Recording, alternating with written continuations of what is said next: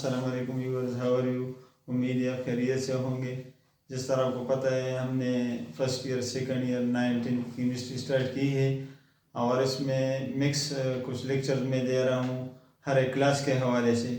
अगर आपको याद है बेसिक कंसेप्ट में मैंने 2 वीडियोज़ अपलोड की हैं। तो बेसिक कंसेप्ट इन केमिस्ट्री जो 9th के लिए फर्स्ट ईयर के लिए इंतहाई इंपॉर्टेंट है, उसमें बहुत सारी चीज़ें भी बाकी हैं।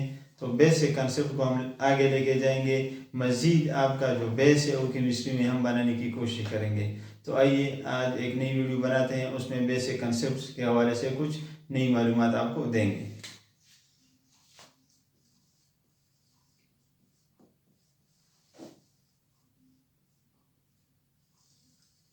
Basic concept in chemistry. तो स्टार्ट करते हैं। एक दो चीज़ें हैं जो कि बहुत ज़्यादा इंपॉर्टेंट हैं और इसमें अक्सर स्टूडेंट्स कंफ्यूज हो जाते हैं। उसको हम कहते हैं मोल। तो मोल डिस्कस करते हैं।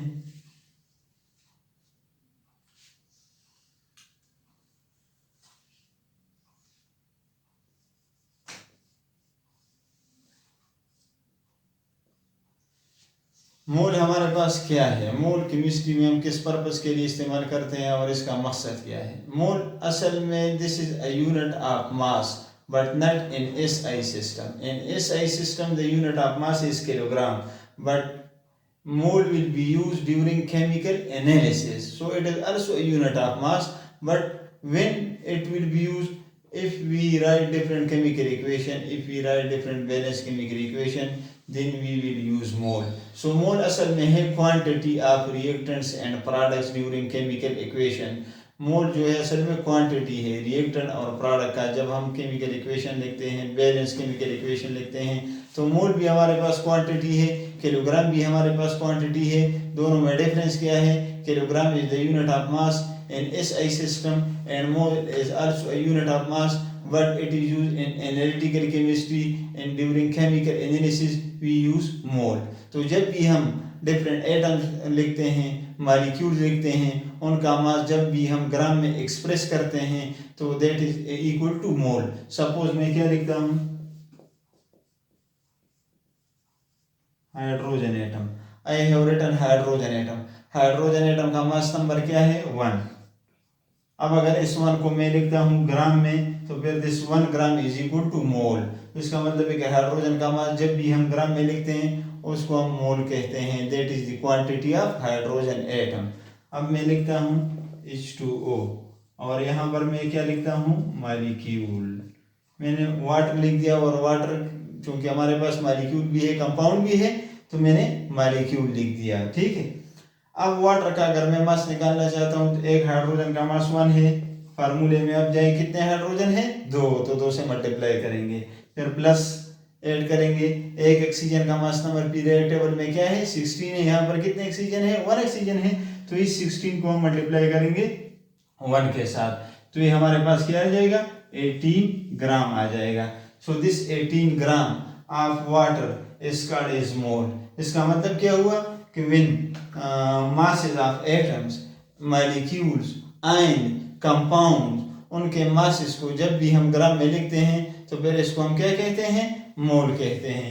अभी आप देखें, मैं एक रिएक्शन लिखूंगा, उसमें आपको मोल के बारे में बताऊंगा कि मोल क्या है।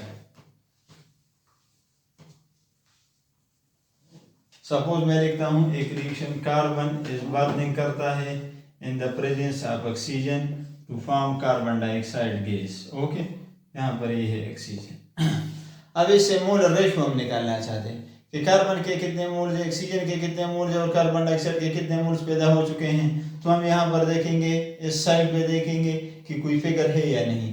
अगर कोई फिगर, कोई डिजिट नहीं होगा तो it will be equal to 1 मोल।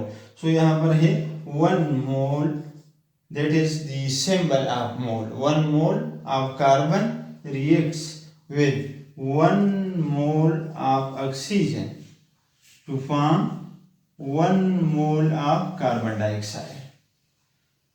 मोल क्या है? क्वांटिटी हो गई कि कार्बन की क्वांटिटी है 1 मोल, ऑक्सीजन की क्वांटिटी है 1 मोल, इसी तरह कार्बन डाइऑक्साइड की क्वांटिटी है 1 मोल। ठीक है मेरी जान। अब इस मोल से हम मास निकाल सकते हैं, क्वांटिटी निकाल सकते हैं। किस तरह? कार्बन का मास नंबर क्या है? 12 है। यहाँ पर एक कार्बन है तो 12 के बराबर हो जाएगा। यहाँ पर मैंने 12 ग्राम लिख दिया। इसी तरह एक ऑक्सीजन का मास 16, यहाँ पर 2 हो जाएंगे तो ये 32 ग्राम के बराबर हो जाएगा। इसका मतलब क्या है कि 1 mole of oxygen molecule is equal to 32 gram. यहाँ पर मैं 32 लिखूंगा, ठीक। इसी तरह यहाँ पर मैं लिखूंगा कार्बन का है 12 और ऑक्सीजन का है 32, तो इससे क्या आ जाएगा 44 ग्राम आ जाएगा। इसका मतलब क्या है कि 1 mole of carbon dioxide is equal to 44 gram. इसी तरह 1 mole of oxygen molecule is equal to 32 gram. इसी तरह यहाँ पर 1 mole of carbon is equal to 12 gram. So when there is a balanced chemical equation, from the balanced chemical equation we will determine the number of moles of reactants and products. Then the number of moles of reactants and products will be converted into grams, that is equal to quantity. तो इसी तरह हम मोल को ग्राम में convert कर सकते हैं। तो अब आप देखिए एक और रिएक्शन इस पे कर लेते हैं। ये तो ऑलरेडी बैलेंस है। अब अगर हमारे पास एक इम्बैलेंस रिएक्शन है और उसको हम बैलेंस करते हैं तो उससे हम किस तरह मोल्स फाइंड आउट कर सकते हैं। मैं लिखता हूं hydrogen gas reacts with oxygen gas and it is converted into water liquid. अभी आप देखिए कि रिएक्शन बैलेंस है कि इम्बैलेंस है। सबसे पहले रिएक्टेंट्स में आके हाइड्रोजन को चेक करेंगे, फिर वहां पर जाके प्रोडक्ट में हाइड्रोजन चेक करेंगे तो रिएक्टेंट्स में 2 हाइड्रोजन है, प्रोडक्ट्स में भी 2 है, दोनों बराबर है। यहाँ पर आप देखिए ऑक्सीजन कितने हैं, ऑक्सीजन 2 एटम्स हैं रिएक्टेंट्स में। अभी जाके प्रोडक्ट में चेक कर ले कि कितने रिएक्टेंट्स ऑक्सीजन हैं तो वहाँ पर 1 है। तो मैं चाहता हूँ कि ऑक्सीजन 2 कर लूँ तो मैं ये 2 लिखूंगा, लेकिन ये 2 कैपिटल आना चाहिए। इस नंबर ऑफ एटम से ये बड़ा होना चाहिए, कैपिटल होना चाहिए, ताकि पता चले कि रिएक्शन हैज बीन बैलेंस। तो ऑक्सीजन यहाँ पर 1 है, 2 इसके साथ मल्टीप्लाई कर लो। ऑक्सीजन तो हमने 2 कर लिए, लेकिन साथ साथ हाइड्रोजन 4 कर लिए। तो अब क्या करेंगे, अब दोबारा रिएक्टेंट साइड की तरफ आ जाएंगे और हाइड्रोजन को 2 से मल्टीप्लाई कर लेंगे। ये फिगर, ये डिजिट कैपिटल होगा as compare to this one which show the number of atoms.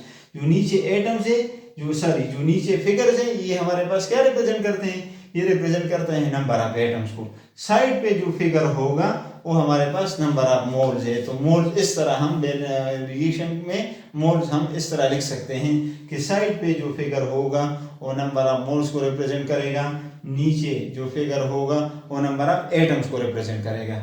तो अब यहाँ पर क्या है 2 मोल, यहाँ पर हमारे पास कितने मोल ऑफ हाइड्रोजन है, अब देखें 2 मोल हाइड्रोजन एटम के हैं। यहाँ पर कोई डिजिट नहीं है, 1 विल बी ऑलवेज देयर। तो यहाँ पर क्या होगा 1 मोल ऑक्सीजन एटम है और यहाँ पर कितने मोल ऑफ वाटर बन चुके हैं, 2 मोल बन चुके हैं मेरी जान। इसका मतलब है कि 2 mole hydrogen gas reacts with 1 mole of oxygen to form 2 mole of water. अब इस मोल को और इस मोल को हम मास में कन्वर्ट कर सकते हैं बड़ा इजीली। किस तरह, एक हाइड्रोजन का मास कितना है, एक हाइड्रोजन का मास है 1। यहाँ पर टोटल हाइड्रोजन कितने हैं 2 2 0 4, तो यहाँ पर 4 ग्राम आ जाएगा। इसी तरह एक ऑक्सीजन का मास नंबर क्या है 16 है, लेकिन यहाँ पर 2 ऑक्सीजन है तो 16 को 2 से मल्टीप्लाई कर लोगे तो क्या हो जाएगा 32 ग्राम आ जाएगा कि नहीं आएगा। अब यहाँ पर क्या हो जाएगा 2 2 0 4, 4 हाइड्रोजन एटम है, 2 1 0 2, 2 ऑक्सीजन एटम है, तो 32 जमा 4 हो जाएगा तो 36 ग्राम होगा कि नहीं होगा। अब इनको अगर हम ऐड करेंगे तो ये भी 36 होगा, ये भी 36 होगा। इसका मतलब mass neither created not destroyed, just like energy neither created not destroyed, but it can be change from one form into another form. Gaseous से लिक्विड में हम तब्दील हो गए, गैसियस से लिक्विड की तरफ हम चले गए। That is the meaning of mole. When there is a balanced chemical equation and we write the quantity of reactants and products in terms of gram, then they are called as mole. So mole is a quantity of mass, but it can never be measured by a physical balance. Physical balance से हम ये ग्राम तो major कर सकते हैं, लेकिन 2 मोल में major नहीं कर सकता, 4 मोल में कभी मेजर नहीं कर सकता। जब बैलेंस केमिकल इक्वेशन लिखूंगा, पेपर पे लिखूंगा, बोर्ड पे लिखूंगा, किताब पे लिखूंगा, नोट्स पे लिखूंगा, तो फिर वहां पर मैं बैलेंस केमिकल इक्वेशन से नंबर ऑफ मोल्स निकाल सकता हूं, लेकिन फिजिकल बैलेंस से कभी मेजर नहीं होगा। तो इसीलिए हम कहते हैं mole is a unit of mass, but it is used during chemical analysis. Not in the system of SI। जो SI सिस्टम है, सिस्टम इंटरनेशनल, वहाँ पर मोल को हम एक्सप्रेस करते हैं ग्राम में, और ग्राम को मोल में, मोल को ग्राम में हम कन्वर्ट कर सकते हैं। तो ये हमारा पास टॉपिक हो गया बेसिक कंसेप्ट में मोल। अब 1 मोल ऑफ एनी सब्सटेंस किस चीज के बराबर है? 1 मोल ऑफ हाइड्रोजन में कितने मॉलिक्यूल्स या एटम्स है? 1 मोल ऑफ सोडियम क्लोराइड में कितने हैं? 1 मोल ऑफ ग्लूकोज किस चीज के बराबर है? 1 मोल ऑफ सक्रोज किस चीज के बराबर है? तो अब 1 मोल की बात करेंगे कि 1 मोल में कितने पार्टिकल्स एग्जिस्ट कर सकते हैं, 1 मोल में कितने पार्टिकल्स बन सकते हैं, वो कौन सा मैथमेटिकल नंबर है जो 1 मोल के बराबर है। तो अब मैं लिखता हूं अवोगाड्रोस नंबर की तरफ आते हैं। अवोगाड्रोस नंबर, अवोगाड्रोस नंबर को रिप्रेजेंट करते हैं इन और ए, दोनों कैपिटल है। N for number, A for Avogadro. एक साइंटिस्ट है, उसका नाम है एमिडो अवोगाड्रो, इटालियन है या फ्रेंच है, मेरे ख्याल में इटालियन है। इटालियन साइंटिस्ट है, उसका नाम है एमिडो अवोगाड्रो। उसने ये नंबर प्रपोज किया है जस्ट फॉर 1 मोल। तो अगर मैं लिखता हूं the number of particles in 1 mole of a substance, the number of particles in 1 mole of a substance is called the Avogadro number। और 1 मोल के लिए कांस्टेंट नंबर है 6.022 into 10⁻23। अगर हम कोई भी चीज 1 मोल लेंगे उसमें इतने पार्टिकल्स होंगे। पार्टिकल्स का मतलब है या तो एटम होगा या मॉलिक्यूल होगा या आयन होगा। किस तरह? हाइड्रोजन एटम है, यहाँ पर H2O मॉलिक्यूल है, सोडियम क्लोराइड आयनिक कंपाउंड है। तो इसमें हम चेक करते हैं। अब गौर से देखिए, हाइड्रोजन का मास पहले निकालते हैं, ये 1 ग्राम के बराबर है। वाटर का मास निकालते हैं, 18 ग्राम के बराबर है। सोडियम क्लोराइड का निकालते हैं, 58.5 ग्राम के बराबर है। ये तो मैंने मास निकाल दिया। अब हाइड्रोजन एटम जो 1 ग्राम है, ये कितने मोल्स के बराबर है? साइड पे देखे, यहाँ पर 1 मोल के बराबर है, तो मैं यहाँ पर लिखूंगा 1 मोल। इसी तरह आप देखो वाटर के कितने मोल्स है, साइड पे कोई फिगर है नहीं है, तो ये भी हमारे पास 1 मोल के बराबर हुआ। सोडियम क्लोराइड को देखो, ये भी यहाँ पर 1 है, तो ये भी 1 मोल के बराबर हुआ। अब देखें 1 मोल ऑफ हाइड्रोजन एटम 1 ग्राम के बराबर है, 1 मोल ऑफ वाटर 18 ग्राम के बराबर है, जबकि 1 मोल ऑफ सोडियम क्लोराइड जो आयनिक कंपाउंड है वो 58.5 ग्राम के बराबर है। तो अब आते हैं कॉमन सेंस की तरफ। अब 1 ग्राम 18 ग्राम के बराबर हो सकता है? नहीं। 18 ग्राम 58.5 ग्राम के बराबर हो सकता है? नहीं।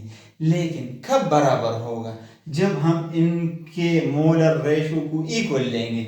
अगर मैं लेता हूँ 1 mole of hydrogen, 1 mole of water and 1 mole of sodium chloride, तो मोलर क्वांटिटीज मैंने सेम कर दी, एक टर्म में आ गए सारे। जब एक टर्म में आ जाएंगे तो फिर मैं लिखूंगा the number of particle in 1 mole of a substance. अब अगर ये 1 मोल है तो इसमें जितने पार्टिकल्स हैं उतने पार्टिकल इसमें भी होंगे। अगर ये 1 मोल है, इसमें जितने पार्टिकल्स हैं उतने पार्टिकल इसमें भी होंगे, क्योंकि मैंने मोलर कंसंट्रेशन बराबर कर दिया। ग्राम में डिफरेंट है, मोल्स में सेम है। तो अब मोल्स की तरफ आते हैं, तो 6.02 into 10⁻23 हो जाएगा। 1 mole of any substance is equal to this one. इसी तरह ये भी इसके बराबर हो जाएगा, ये भी इसके बराबर हो जाएगा। तो इसका मतलब क्या हुआ कि अगर मेरे पास 1 मोल ऑफ हाइड्रोजन एटम है, 1 मोल ऑफ वाटर मॉलिक्यूल है, 1 mole of sodium chloride ionic compound है, तो तीनों में नंबर ऑफ पार्टिकल सेम होंगे। That is called as Avogadro number, although the masses are different. Therefore Avogadro number is a mathematical number which is constant for 1 mole of any substance। अब अगर ये 1 मोल से हम कम या ज्यादा करते हैं तो अवोगाड्रो नंबर भी कम या ज्यादा होगा। ये 1 मोल से कम या ज्यादा करते हैं तो ये भी कम या ज्यादा होगा। ये 1 मोल से कम या ज्यादा करते हैं तो ये भी अवोगाड्रो नंबर भी चेंज होगा। जब मोल चेंज करेंगे तो अवोगाड्रो नंबर चेंज होगा। अगर मोल सेम है, कांस्टेंट है, तो फिर अवोगाड्रो नंबर भी कांस्टेंट रहेगा। किस तरह? अब गौर से देखिए, मैं क्या आपको बताना चाहता हूँ, असल में मेरा मकसद क्या है उसमें। मैं लिखता हूँ 1 मोल हाइड्रोजन एटम, इसमें कितने पार्टिकल्स हैं? 6.022 into 10⁻23। अब मैं लिखता हूं 2 मोल्स ऑफ हाइड्रोजन एटम। अब मैंने मोल्स डबल कर लिए, अवोगाड्रो नंबर भी डबल होगा। किस तरह? 2 मल्टीप्लाइड बाई 6.022 इंटू 10⁻23। अब मैं मोल्स को कम करता हूँ, हाफ कर लेता हूँ। 1/2 मोल ऑफ हाइड्रोजन एटम में कर लेता हूँ। तो मैं क्या करूँगा? 1/2 मल्टीप्लाइड बाई 6.022 इंटू 10⁻23। 2 3 6 होगा, 2 चके 12 हो जाएगा। यहाँ पर अवोगाड्रो नंबर पार्टिकल ज़्यादा हो गए, यहाँ पर पार्टिकल कम हो गए, यहाँ पर पार्टिकल कांस्टेंट है। तो 1 मोल के लिए नंबर ऑफ पार्टिकल हमेशा कांस्टेंट रहेंगे। लेकिन अगर हम मोल्स कम करेंगे या ज़्यादा करेंगे तो फिर हमारे पास नंबर ऑफ पार्टिकल्स भी कम या ज़्यादा होंगे। देयरफॉर इसका मतलब क्या हुआ कि number of mole is directly proportional to Avogadro number.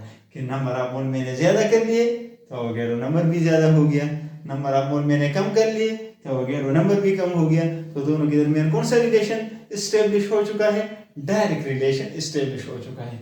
इसके बाद मुख्तलिफ फार्मूले हैं, वो फार्मूले हम करेंगे कि भाई किस तरह जो है मोल को मास में कन्वर्ट करते हैं, मास को मोल में कन्वर्ट कर सकते हैं। तो कुछ फार्मूले हैं जो कि आप ईटा प्रिपरेशन जब भी करेंगे, जब कोई आप कम्पिटिटिव एग्जाम में जाएंगे केमिस्ट्री के हवाले से, तो उसके लिए फार्मूले ज़रूरी है क्योंकि इसमें हम मैथमेटिकल डिराइवेशन करते हैं। तो चलो आज वो पढ़ लेते हैं। ठीक है, मैं लिखता हूँ small n is equal to ये और ये। अब इसको हम कहते हैं नंबर ऑफ मोल। ये मोल्स के बराबर है। ये स्मॉल m जो है गिवन मास होगा, मास इन ग्राम के बराबर होगा। और ये कैपिटल M जो है मेरी जान यहाँ पर मोलर मास के बराबर होगा। इस n के लिए हम MOL लिखेंगे। मोलर मास का यूनिट ग्राम पर मोल होगा और मास इन ग्राम का यूनिट क्या होगा? ग्राम होगा। तो again I will write this formula, n is equal to mass in gram divide by molar mass. तो आप इस तरह लिख सकते हैं। अगर मैं इसको ज़रा एक्सपेंड करूंगा तो क्या लिखूंगा? n is equal to mass in gram divided by molar mass हो जाएगा। इसको मैं MOL की शक्ल में लिखूंगा, नंबर ऑफ मोल। इसको मैं ग्राम में रिप्रेजेंट करूंगा कि मास है, और इसको ग्राम पर मोल में रिप्रेजेंट करूंगा क्योंकि मोलर मास है। मोलर मास क्या है आगे बताऊंगा, लेकिन यहाँ पर मैं आपको बताना चाहता हूँ the mass of 1 mole of a substance is called as molar mass। अब इस पे एक इक्वेशन कर लेते हैं। सपोज मैं लेता हूँ कार्बन डाइऑक्साइड। कार्बन डाइऑक्साइड का मास मुझे गिवन है कि भाई 20 gram carbon dioxide has been given, find out the number of moles in 20 gram of carbon dioxide. ठीक है, तो मैं क्या लिखूंगा? मैं लिखूंगा नंबर ऑफ मोल, MOL लिखूंगा।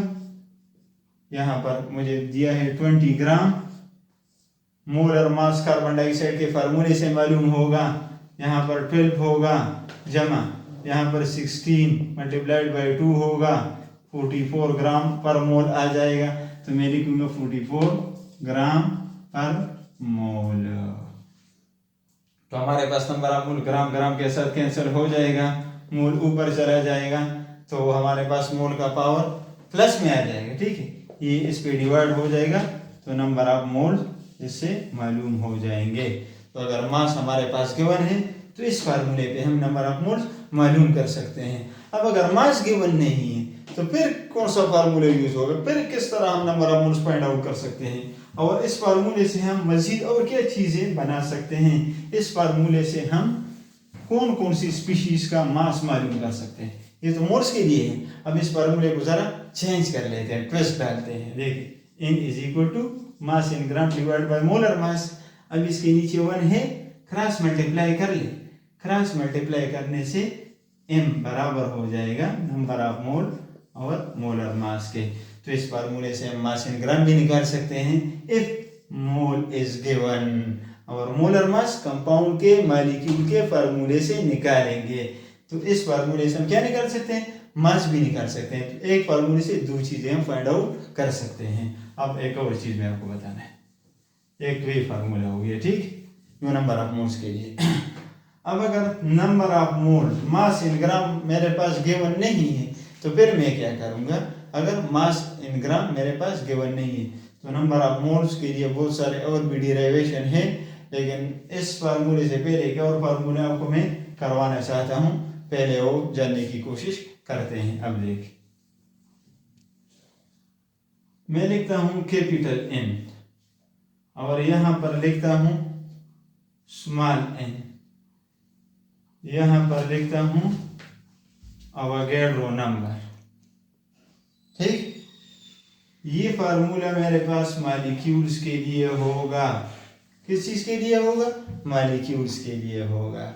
सपोज कार्बन डाइऑक्साइड के मोल मुझे गिवन है 0.5 mole and I have been asked कि 0.5 मोल ऑफ कार्बन डाइऑक्साइड में नंबर ऑफ मॉलिक्यूल्स मालूम कर लो। तो मैं क्या करूँगा, number of molecules is equal to, ये गिवन है 0.5 है और ये तो कांस्टेंट है, कितना है 6.022 इंटू 10⁻23। तो इससे मेरे पास मॉलिक्यूल्स मालूम हो जाएंगे। तो that is the formula which is used for the determination of molecules. अब इस फार्मूले में मजीद चेंज कर लेते हैं, सिर्फ एक चेंज करूंगा और से देखिए। अब इस फार्मूले में मैं क्या करूंगा, सिर्फ ये करूंगा multiplied by atomicity.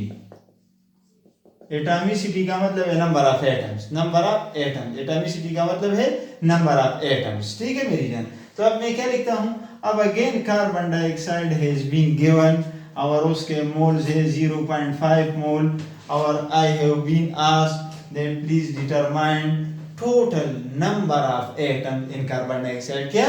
Total number of atom. तो मैं फाइंड आउट करूंगा इन, अब ये फार्मूला क्या हुआ, एटम्स के लिए हुआ। 0.5 मोल में लिखूंगा, अवोगाड्रो नंबर है ये। ठीक है, अब नंबर ऑफ एटम्स मालूम करने हैं, total number of atom in the carbon dioxide. तो कितने हैं, 2 ऑक्सीजन के हैं, 1 कार्बन का है, 3 हो गए। तो अब 3 से ज़रब दूंगा तो इससे टोटल एटम्स मालूम हो जाएंगे। अब अगर मुझे सिर्फ ये कहा गया है कि ओनली ऑक्सीजन के एटम्स मालूम कर लो, कार्बन डाइऑक्साइड कार्बन के मालूम नहीं करने, टोटल मालूम नहीं करने, सिर्फ ऑक्सीजन के मालूम करने, तो फिर क्या करेंगे, फिर यही फार्मूला मोल अवोगाड्रो नंबर, फार्मूले में जाए कितने ऑक्सीजन है, 2 है, तो 2 से मल्टीप्लाई कर लोगे तो फिर ऑक्सीजन एटम्स भी हमारे पास मालूम हो जाएंगे। अब इस फार्मूले को अगेन मैं चेंज करता हूँ। अब देखिए ये 2 फार्मूले कम अब क्लियर हो चुके होंगे इंशाल्लाह। नंबर ऑफ मॉलिक्यूल्स के लिए, नंबर ऑफ एटम्स के लिए आसान है इंतहाई, सिर्फ एक ही डिफरेंस है वो मैंने बता दिया है। अब इस फार्मूले को मजीद चेंज कर लेते हैं और वो चेंज किस तरह लाते हैं। अब देखिए, अब अगर मेरे पास नंबर ऑफ मोल्स गिवन नहीं है तो फिर मैं क्या करूँगा, फिर मैं नंबर ऑफ मॉलिक्यूल्स या number of atom is equal to mole into Avogadro number. ठीक है मेरी जान। अब अगर ये मालूम नहीं है तो n is equal to mass in gram divided by molar mass के बराबर है, तो इस n की जगह ये पुट कर लो। तो अब मेरे पास नंबर ऑफ एटम्स या molecule is equal to mass in gram divide by molar mass into 6.022 into 10⁻23। अब अगर मेरे पास मास सिर्फ गिवन है, नंबर ऑफ मोल्स नहीं गिवन, तो मैं मास से मोल किस तरह मालूम करूंगा, मास को डिवाइड करूंगा मोलर मास पे, उससे नंबर ऑफ मोल्स मालूम हो जाएंगे। तो ये फार्मूले भी हम लगा सकते हैं। तो ये मुख्तलिफ फार्मूले हैं जिससे हम नंबर ऑफ मोल्स मालूम कर सकते हैं। Again I will right another formula. ठीक है, ये मेरे ख्याल में आपको क्लियर हो चुका होगा। अब देखिए मेरी जान, ये एक आखिरी फार्मूला आपको बता रहा हूँ। ये देखिए, number of molecule is equal to number of mole multiplied by Avogadro number. अब इससे मैं इन मालूम करना चाहता हूँ, divide both side by Avogadro number, तो number of atom and molecule will be equal to this one. इस चीज़ के बराबर हो जाएगी, नहीं होगा, तो ये मेरे पास क्या हो जाएगा, इससे भी मैं नंबर ऑफ मोल निकाल सकता हूँ। तो ये मुख्तलिफ फार्मूले हैं जो इंटर कन्वर्टेबल है। 2 फार्मूले याद कर लोगे, 2 से 4 5 6 7 फार्मूले हम बना सकते हैं आसानी के साथ। तो इससे नंबर ऑफ मोल भी निकाल सकते हैं। तो ये बेसिक कंसेप्ट मोल और अवोगाड्रो नंबर के लिए इंतहाई ज़रूरी है। ये फार्मूले भी इंतहाई ज़रूरी है।